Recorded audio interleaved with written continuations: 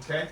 And Elisha is a truly amazing character. Actually, we have more recorded miracles in the Old Testament performed by him than any other Old Testament character. Even more than Moses. So if you guys want to read about some of those incredible miracles, you could read 2 Kings chapters 2 through 7. And there's some other ones spread throughout there, but those are kind of the main ones. So guys, let me just give you a quick reminder of the main reason we're doing this series, the epic Bible stories, is because what did we do the week before we started the epic Bible stories? I gave you guys a massive overview of what? Friendship. The whole Bible. Friendship was before that. Man, good memory. A big overview of the entire Bible. And one of the reasons for that is because some of you guys came to me or other youth leaders during our 2 Timothy study when I was really hammering it into you guys to be studying the Word. And you're like, man, I want to read the Word more, but I just don't know where to start. And I don't really know what each book is about. So that's why we gave you a brief overview of the Bible. And so we're going through this series to show you guys there are so many amazing stories in the Bible, and all of them are true. They really happen in human history. And we're just encouraging you guys, study the Word.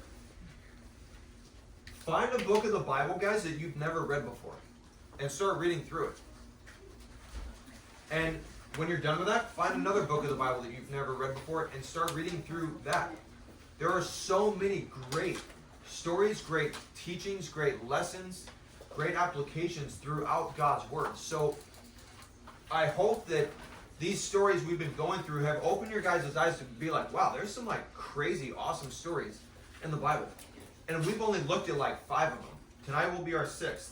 There are countless epic stories in the Bible. So start studying the Word. Start reading books you haven't read before. Cool? Good? Quick background. The story we're reading tonight is 2 Kings 18, or 2 Kings 6, thanks. It happens in the 800s BC. Okay, so this is like 2,800 years ago, right? So in the 800s BC, you have 2 nations, the northern kingdom of Israel and then the kingdom of Syria. All right, Syria, if you look on the map, is just northeast of the nation Israel. They've had this long-standing rivalry and war with each other.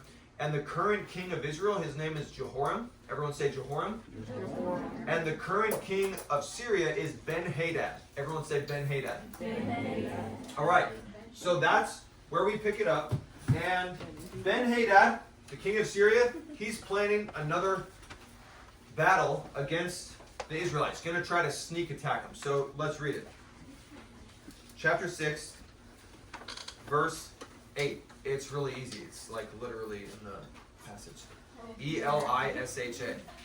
Verse 8. Now the king of Syria. Who's the king of Syria? Thank you. What in the world? I heard like the chicken from he doesn't want to be involved. No. The dog is dying, guys. All right. Listen up, listen up, listen up. Here we go. Now the king of Syria was making war against Israel. And he took counsel with his servants. It's a chicken toy. She's stopping it in a second. Oh, I thought it was howling. No.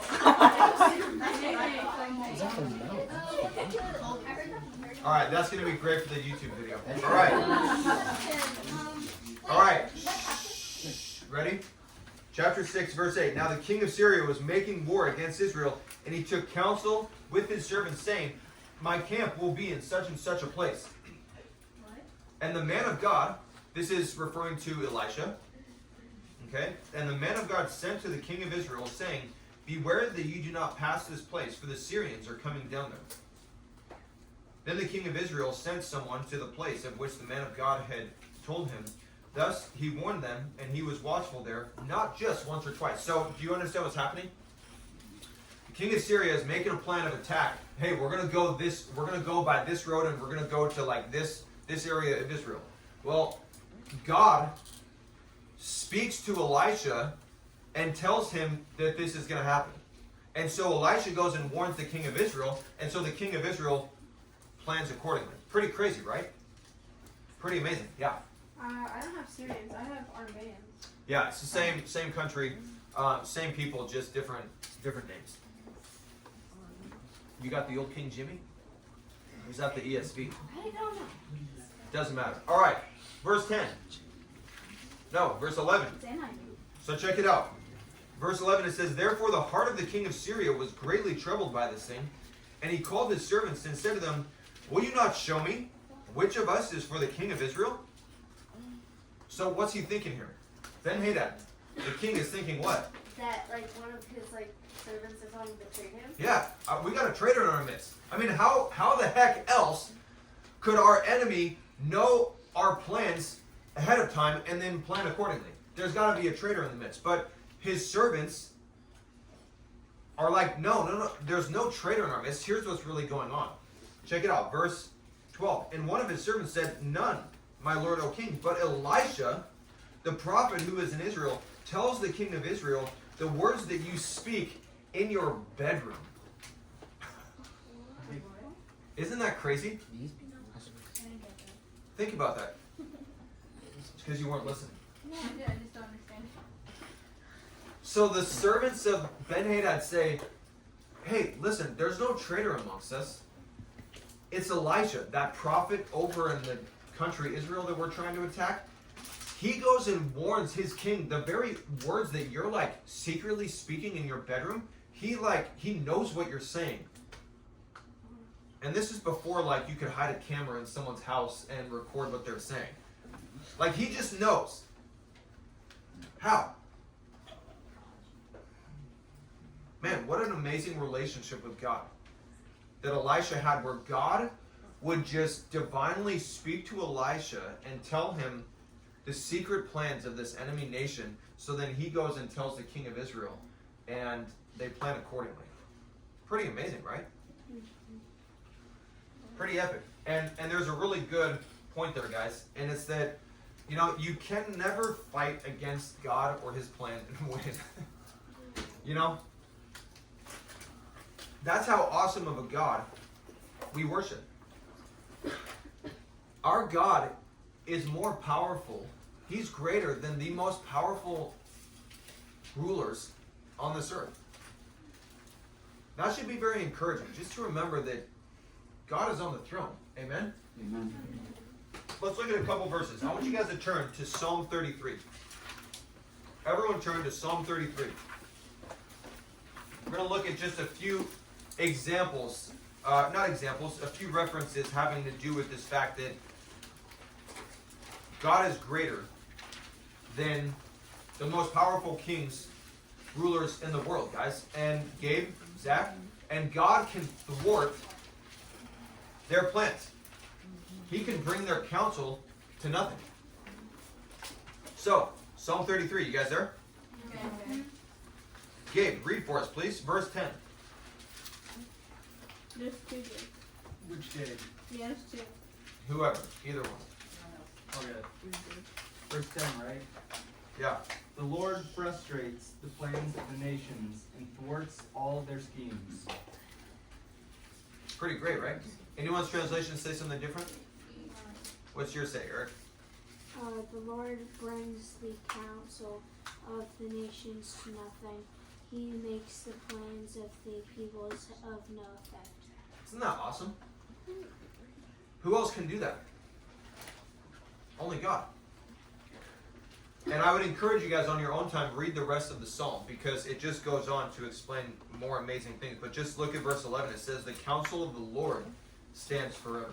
Is there anyone else's counsel that stands forever besides God's counsel? No. See, we make plans, but how often do they actually work out how we expect? Rarely. But the counsel of the Lord stands forever, and the plans of his heart to all generations. In the application, verse 12, "Blessed is the nation whose God is the Lord." Go over to Proverbs chapter 21.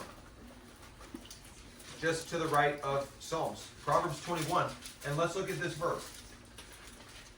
Proverbs 21, verse 30. Someone read it. Who's got it? Proverbs 31 what? I got it. Oh. Go ahead, Zach. No human wisdom or understanding or plan can stand against the Lord. Isn't that great? Don't you guys love that? Be encouraged by that. Because here's the thing, guys. Sometimes people will devise wicked plans and wicked schemes against you to attack you. But they will not stand if God is with you and if God is for you. People will try to make all kinds of plans to attack you in life. But if you're following Christ and you're in His hand, their plans, God can just thwart and destroy their plans. And we've seen that played out so many times throughout history. Here's a couple other ones you can look up on the screen.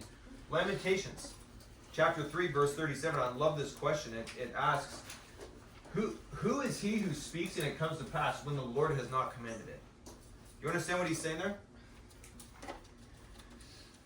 Who could possibly speak and make something happen without God permitting it to be so? Do you realize that? What does that tell us about God? Yeah. Guys, God is on the throne. He is in control of everything. And that should really encourage us and give us some peace. Also, Revelation chapter 1, verse 5, it says that Jesus is the ruler over the kings of the earth. Here you go. There you go. 3, 2, 1, gone. Too late. Too late. Go back. I'll take a photo. Go back. Jesus is the ruler over the kings of the earth. Man, you guys are so slow. You don't have to write out Lamentations. Just put LAM. That's the abbreviation. What? And we're going. 3, 2, 1, go. All right. So, guys, people, the unfortunate reality in the fallen world we live in, people will devise wicked schemes and plans against you at times. But again, if the Lord is on your side, He can just thwart their plans. I'll give you an example of this. You guys want to hear a little story? See, this is usually how it works. I learned this many years ago. People won't be paying attention, and then as soon as you say, I have a story about this, everyone's like, oh, what? Story? Okay. So years ago, when I still lived in California, God had put it on the heart of one of my older brothers, who's also a pastor, to start a bus stop ministry, where basically, and he asked me to go with him and be part of it, and so it's just the two of us, but where basically we would go out to a school bus stop, like just in the neighborhood, one day a week around 5:30 or 6 in the morning, as kids or high schoolers are going to the bus stop to get picked up by the school bus to go to school. And what we would do is we'd get like a big pile of 3x5 note cards, and we would write a Bible verse every single week and go out to the bus stop early in the morning as the high schoolers are getting there and just pass out the Bible verse to them and tell them about Jesus and encourage them to think about, like, take that verse with them and think about it throughout the day while they're at school. And it was an amazing ministry. But the very first day that we went out and started doing this, the enemy was like full force just attacking us. Didn't like it. And the way that this attack came in the form of was a dad of one of the students, one of the high schoolers. He drove by and saw us out there, and he stopped in the middle of the street, rolled his window down, and started just screaming at us, like as loud as he could, cussing us out, and just like infuriated. He was so angry. He parked, he got out, ran across the street, got right in our face, was spitting in our face, screaming at us, cussing us out, calling us all kinds of horrible names, saying that we were like predators and all of this different stuff, simply because we were giving a note card of a Bible verse on it, giving it to high schoolers, telling them about the gospel, and telling them, hey, think about this verse as you go throughout your day at school. And he called the cops on us. The cops came the very first day. I mean, can you imagine this? You start a ministry and the very first day, the cops are getting called on you. The cops come by and they knew us, so they knew that, you know, we were fine. They knew what we were doing, so they said, you know, no worries. I mean, you're not breaking the law or anything. And but this dad clearly didn't like Christianity, and he made it his mission every single week for the rest of the school year to the cops were called on us every single Wednesday morning for the whole year. And he would come, he would just be screaming, he would taunt us, he would cuss us out every single week. He'd be yelling in our face and causing like a huge scene. And he even started like devising these schemes to try to get other parents involved in it. But you know what's amazing is that no matter how hard he tried, he never succeeded. And it was amazing because his plans actually backfired and made the high schoolers want to listen to us more. Because, you know, sometimes for some high schoolers, the high school spirit is, oh, our parents don't want this? Cool, let's do it. And so some of these students were like, huh, this guy's like really angry. You guys, I kind of want to hear what you guys are really talking about. And like some of them actually really were interested, and we had amazing conversations with them. But there was no shortage of attacks every week. But the amazing thing is that as we were just praying and praying and praying through it all, his plans never succeeded. And just as an encouragement to you guys, that when people try to attack you and make those evil schemes, those plans against you, if you're trusting God and following His will, God will take care of you. And you don't have to worry. So let's keep reading. Chapter 6, look at verse 13.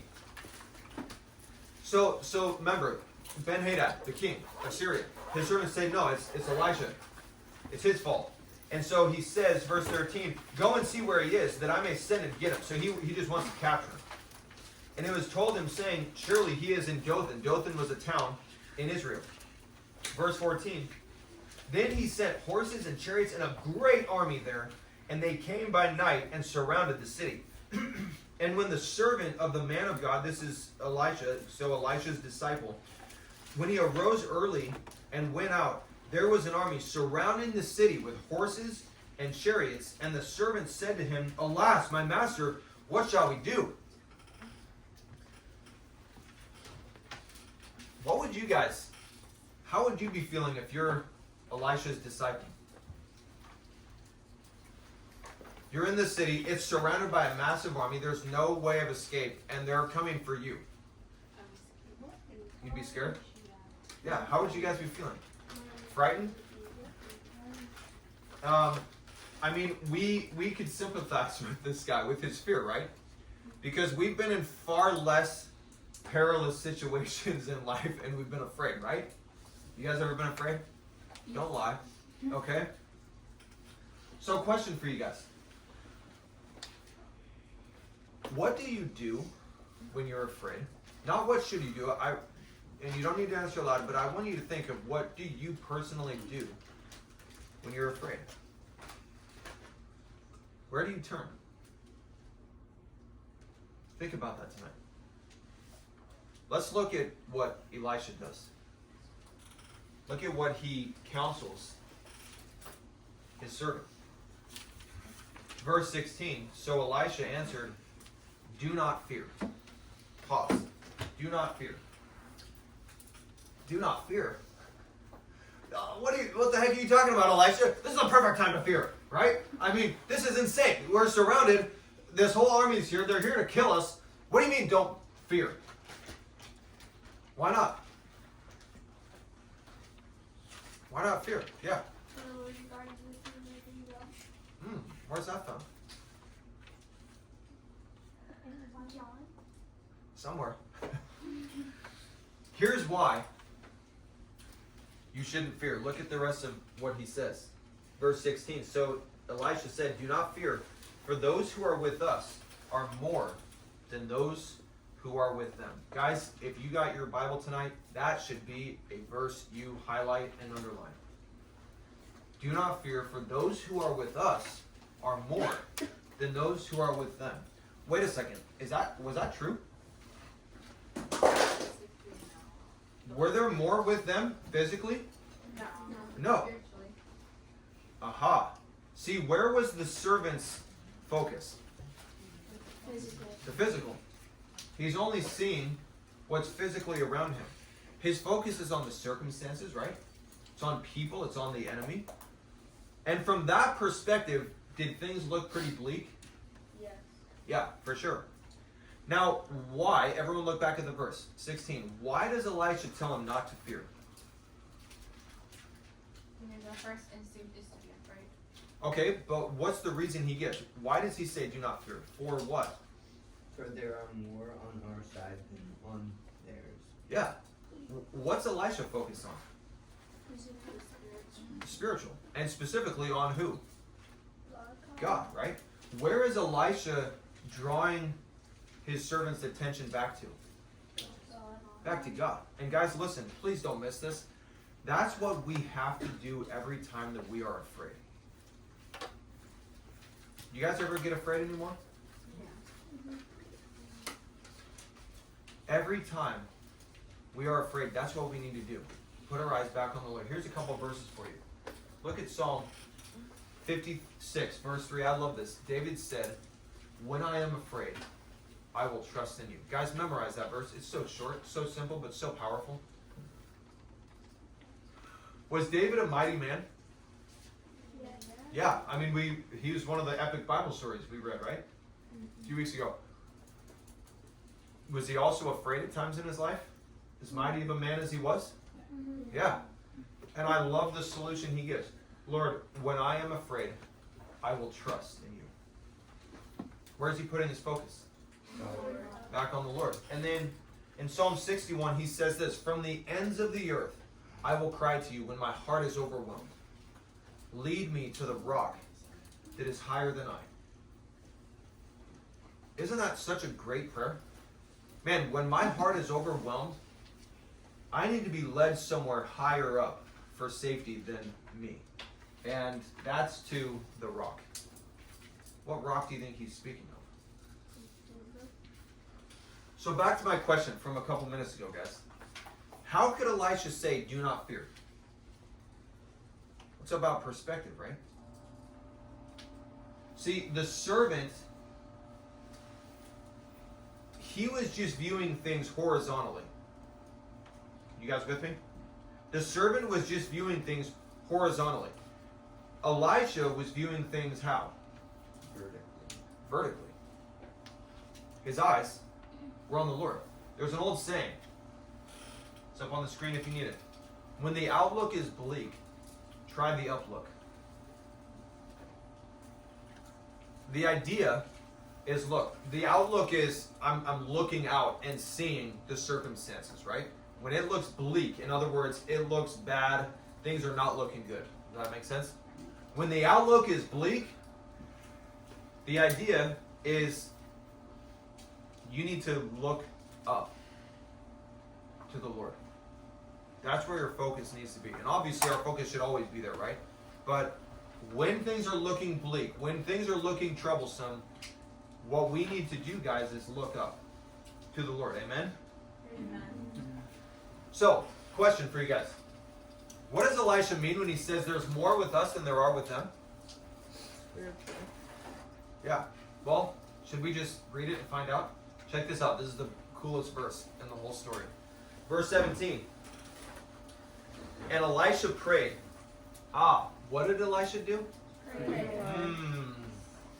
example to follow. And Elisha prayed and said, Lord, I pray, open his eyes that he may see. Beautiful prayer. Then the Lord opened the eyes of the young man, and he saw, and behold, the mountain was full of horses and chariots of fire, all around Elisha.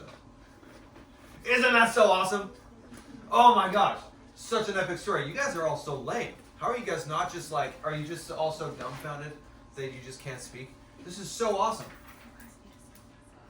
Such a perfect, beautiful prayer. Lord, did Elisha pray like a 50-minute long prayer? No, it was one line. Lord, open his eyes that he may see. So simple. And God answered his prayer. And he opened his eyes in what way? Spiritually. We get this amazing glimpse into the spiritual realm here, guys. And what we see here is God has this spiritual host, this spiritual army of fiery horses and chariots ready to attack at God's command. That's incredible. That's so amazing.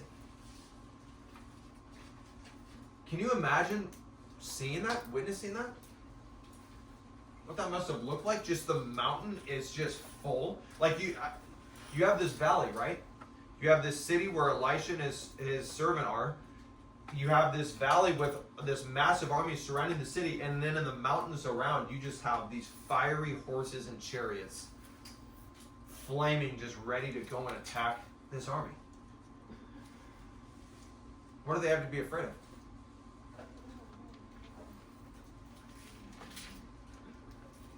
Guys, what do we have to be afraid of as God's children? If you are a child of God tonight, what do you have to be afraid of? Think about that. Do you guys know the worship song? I think it's called Surrounded. It says, it may look like I'm surrounded, but I'm surrounded by you. You guys know that one? Yes. Did you know that, like, you know what that line is referring to? To this story. It may look like I'm surrounded by the Syrian army, but who am I really surrounded by? Yeah. So, guys, just as a quick side note, this is one of the reasons you guys need to study the Word, because so many of our worship songs make these subtle references to many stories in the Bible. But if you don't know the Word, that's going to just slip right past you. We sing the song like the last couple Sundays, same God. I'm calling on the God of Jacob. You'll keep your covenant. Do you guys know the covenant God made with Jacob? Do you know all the details? Or the song promises, God of Abraham, you're the God of covenant, faithful promises. Do you guys know the details in Genesis of God's covenant with Abraham? That song will mean so much more if you know what it's talking about. So study the Word. So let's get back to it really quick. From a physical perspective, did the Syrian army seem to be on the side with the majority? Yeah, for sure. Until what? Until the servant's eyes were opened to see the spiritual realm. I got a quote for you guys. You ready for it? No. Well, get ready for it. Let's see. Where is it?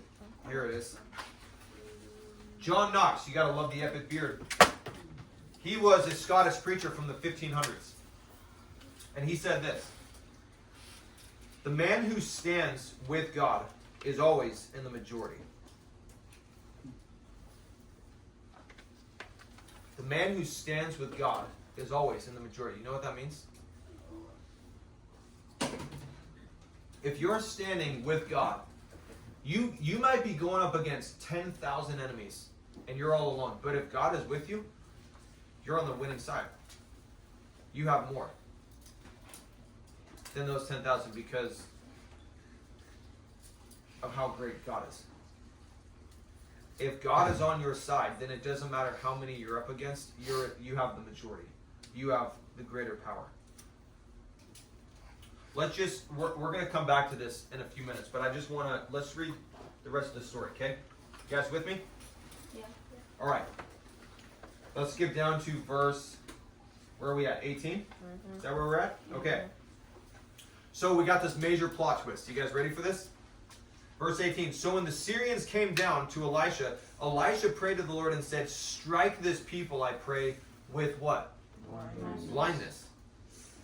And God struck them with blindness according to the word of Elisha. Isn't that crazy? It just strikes the entire army with blindness. You can't really fight if you're blind, right? Yep. Verse 19, now it gets crazier. Now Elisha said to them, this is not the way, nor is this the city. Follow me, and I will bring you to the man whom you seek. Isn't that crazy? But he led them to Samaria. Samaria is the capital city of Israel. So it's like right into the strongest fortress of their enemies. So this massive army is there to get Elisha. Elisha prays, Lord, strike them with blindness. He does. God does. And then Elisha goes out to this army and says, hey guys, you're in the wrong place. I'll take you to where you really want to go. And so they all just follow the very guy that they're there to try to capture. He takes them right into their enemy's fortress, and then this twist, this irony, these guys who once surrounded Elisha, now they are surrounded by their enemies. Okay? Now, yeah. How do they follow him if they can't see? They could still walk, even if they can't see, or ride their horses. following? Maybe. Yeah. It's probably him and some other people guiding him. So what would you guys do? All right. Look at what the king of Israel does. Verse 21. Now when the king of Israel saw them, he said to Elisha, "My father, shall I kill them? Shall I kill them?" I mean, look, we have all of our enemies surrounded now. What would you guys do? Kill him. You're the military, right? I mean, militarily, what's the common sense move to do here? Kill him.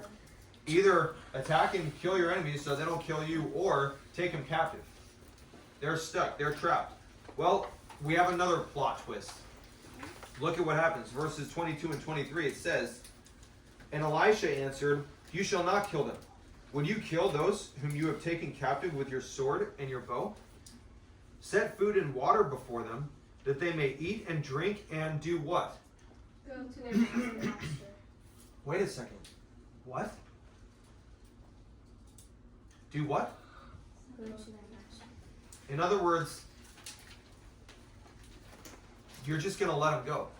You have this massive army taken captive, and you're not just going to let them go. You're going to do what first? You're gonna feed them.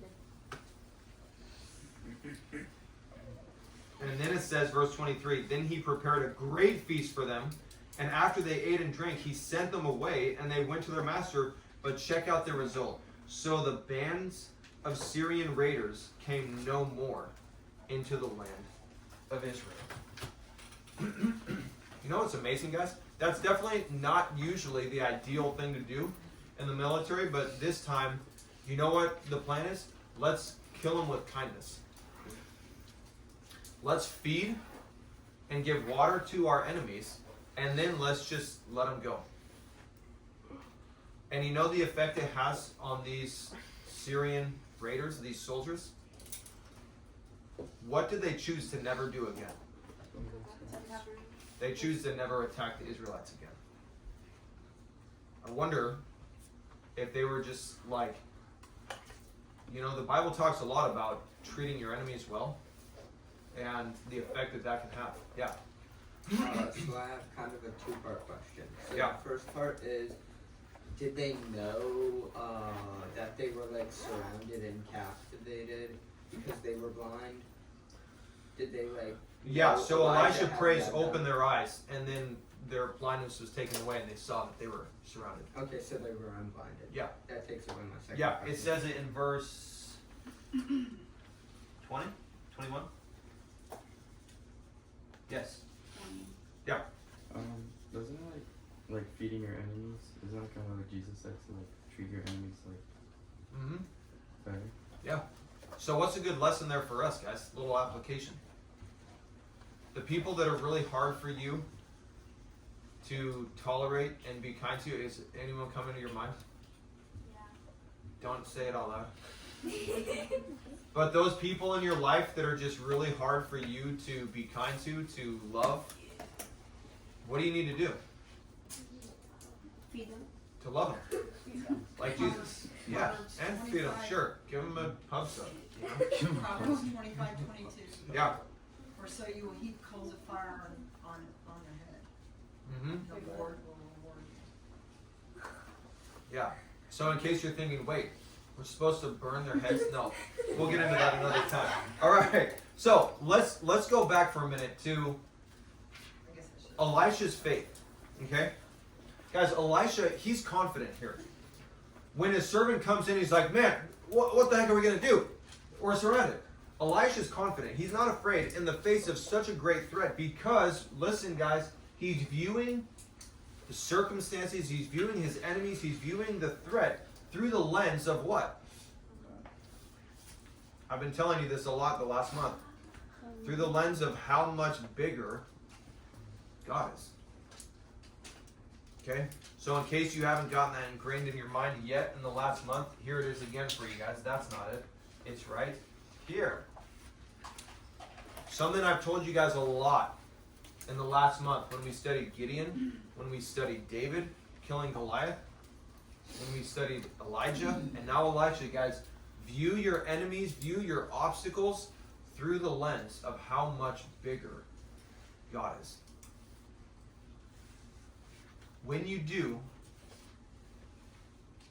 those enemies and those obstacles will become a whole lot smaller. But see, when you view your enemies and your obstacles through the lens of yourself, man, do I have what it takes to fight against them? Do I have what it takes to overcome this obstacle? Sometimes those obstacles can look a whole lot bigger, right? When you're just looking at them in comparison to how well you can manage it. Make sense? But see, what we need to do is start viewing those obstacles through the lens of how much bigger God is. But see, question, how big is your God?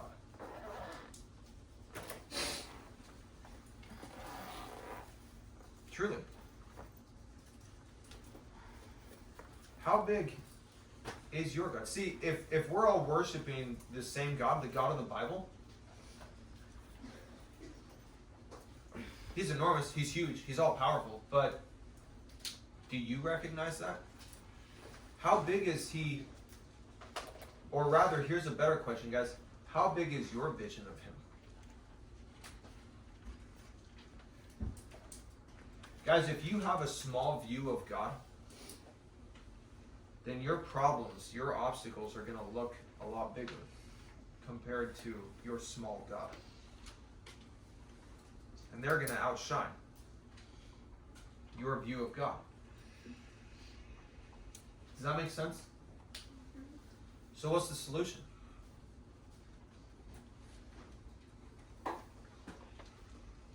What's the solution? See, listen, guys. If you have a massive obstacle, a hurdle, a challenge come into your life, you're like, oh my gosh, I don't know what to do. And you're like just freaking out. And then you think, okay, I got to trust God. But then you don't really know God. You don't know how big He is. You haven't seen His faithfulness in the past. You haven't put your trust in Him before. So your view of God is really small, right? Because you don't have much to go off of. And so your view of God is too small. So here's the solution, guys. We need a bigger view of God. Write that down. We need a bigger view of God. So question for you guys. By show of hands, and be honest, just be honest. How many of you guys truly want to have a bigger view of God and to see better just how great He is? Be honest. Don't raise your hand if you're not serious about it.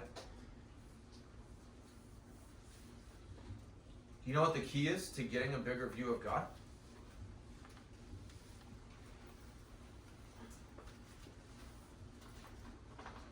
No idea? Spending time with Him? Bingo. Get to know Him. That's how you get a bigger view of Him. Here's another really great quote for you guys. Ready? The better that you know God, the bigger your vision of Him will be. And a greater faith you will have. Okay, I'm going to say that again. Listen very closely. The better you know God, the greater, or rather the bigger your vision of Him will be. And a greater faith you will have. Okay? It's a very great quote, isn't it? I'm going to say it one more time. The better you know God, the bigger your vision of Him will be, comma, and a greater faith you will have. Good stuff, right? Wait, what was the last part? And a greater faith Now. you will have. Who said that? None other than yours truly. There you go. Nice. Is that Uncle Matt? All right. Is that Uncle Matt in the back? I was really hungry that day. We know. It's We the know. pizza eating champion. All right. Listen, guys. Shh, listen. Questionable. Do you guys get the point? The better you know God, the more clearly you will see how great He is. right? Okay, clearly I need to repeat that. Let me say it again. The better you know God, the more clearly you will see just how great He is, right? And that will increase your faith.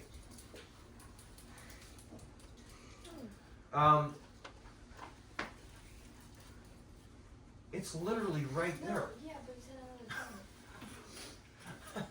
Wait, the better you know God, yeah, just write that down. Isn't this being Take a recorded? picture. So guys, think about it. Back to my question. How many of you truly want a bigger view of God? Don't raise your hand if you're not serious. Because if you're actually serious, you know what you're going to do? Start reading the Bible more. You're going to act on it. And you're going to be very intentional about getting to know Him more. So all of us can, oh yeah, I want a bigger view of God. But you don't actually. If you're not actually serious about doing something about that. Oh yeah, I want a bigger view of God without me having to do anything to get it. God, just give it to me, because I don't really want to spend time with you. Because that takes time, and I'd rather be doing other things. Think about that. Another really iconic quote from the 21st century is from a man named Zachary Thomas Baker.